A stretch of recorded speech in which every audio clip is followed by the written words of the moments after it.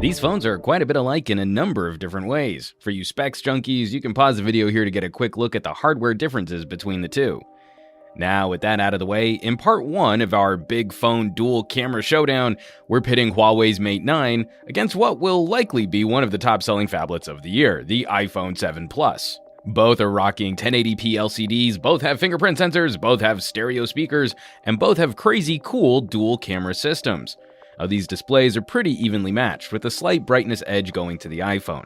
Apple scores for having better color accuracy, but it's incredible to see how much screen Huawei has packed into a frame nearly the same size as the iPhone.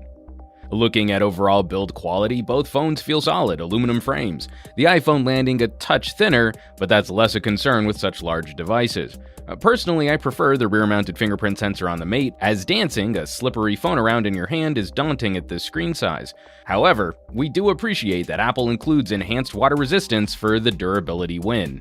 Speaker performance is also a fairly even matchup, but the headphone playback shows a wider difference. The Mate 9 is more convenient for having the jack built in, but Apple's headphone adapter delivers higher quality audio. And a quick look at battery life, the iPhone 7 Plus is our undisputed champ for benchmarking, but the Mate 9 doesn't land too far behind. 30 minutes streaming HD video over Wi-Fi at 190 lux, the 7 Plus drained 3% of its battery while the Mate drained 4%. Both phones easily lasting all day or 2 days with light use and power-saving options. The script flips on recharging though, where the Mate is a screamer. Using the included charger for 30 minutes, the iPhone topped off 19%, while the Mate 9 hit a fantastic 58% recharge. Lastly, we've got to talk about these cameras, and for two dual camera systems, they couldn't be more different in feel and application. Apple has stayed consistent with the simplified interface, while Leica and Huawei are delivering a fairly full-featured photography layout.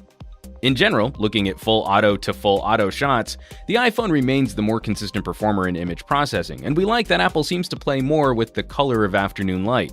California sun gets warm in the evenings. Mate photos tend to be a bit stark with the white balance, erring on true white, but we are happy to see that this dual camera system still delivers on what we liked from the P9. Images have terrific dynamic range with excellent detail, and the larger camera sensors produce softer bokeh. It doesn't take much of an adjustment from manual modes or in editing to fill in some of that warmer white balance. Apple's dual sensor design incorporates a zoom, while the Mate uses info from both sensors to improve light, color, and contrast. Huawei utilizes a number of fancy over-scanning tricks for image processing. Apple's hardware delivers a 2x optical zoom, which can be further cropped, while the Mate oversamples the image to deliver a 4x hybrid zoom, which still retains the 12-megapixel resolution of standard shots. The iPhone output is a bit sharper, but Huawei's performance here is surprisingly good for this kind of software processing and gets you just a touch closer to your subject before cropping.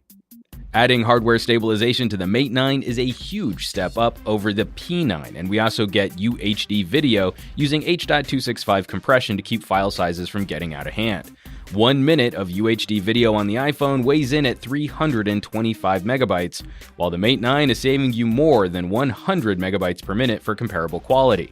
OIS is appreciated, but Huawei's implementation is noticeably busier. Software stabilization can have some issues with panning, but Apple's solution is formidable and produces smoother output. Especially when trying to hold still, the Mate's video is just livelier. Though it's important to mention that the iPhone still loses on audio capture with a mono signal. While the Mate not only delivers stereo audio, it can also focus those microphones to hone in on the direction of your subject. The other handy advantage of having dual sensors is the ability to use depth information. Apple has released the Portrait Mode beta, and it's a smooth operator, using the zoom lens to help deliver a prettier bokeh blur to your background. When you line up the shot under the right conditions, the effect pops into place, nice and easy. The problem is, this is an automatic filter. If you're too close or the camera decides there's not enough light, the effect won't activate. This is problematic for the zoom lens, as that camera is using a smaller sensor with a smaller aperture, so it's already not a low-light champ. The Mate 9, on the other hand, is able to use both sensors together since the lenses have the same focal length. Leica's wide aperture mode doesn't require any specific distance or lighting conditions, and users have the option of adjusting blur after the shot's been taken. So even close up under dim indoor lighting, you can still apply the background blur effect. These two deliver on very different philosophies. As I personally prefer shooting on cameras which give the user more control, I'm obviously going to lean towards the Mate. But I also have to admit that this system has one of the steeper learning curves for folks looking to jump in and start shooting. If you're apt to shoot full auto, you'll likely be better served by the iPhone. So let's wrap this up. Where does that leave us between the Mate 9 and the iPhone 7 Plus? These titans deliver a brutal battle, nearly option for option, where one might take an advantage, the other will top on a different feature. Even personally, where I enjoy the Mate's camera, I prefer listening to music on the iPhone. I personally prefer Android, but EMUI 5 and Huawei's customizations still need to prove themselves against the performance track record of iOS and Apple's history of support and updates. For my money, I'd still pick the Mate, but for anyone considering an ecosystem swap, this is a tough choice between two monster devices. Which phone would convince you to part with your cash? Vote in our viewer poll by clicking the More Info icon in the upper right corner of this video. As always, thanks so much for watching. Be sure to subscribe to this channel for our full Mate 9 coverage. We're not done with the comparisons just yet, as there's another dual sensor phablet ready to join the battle. And sharing these videos on your favorite social networks is always greatly appreciated. For Pocket Now, I'm Juan Carlos Bagnell, some gadget guy on Twitter and Instagram, and I will catch you all on the next comparison.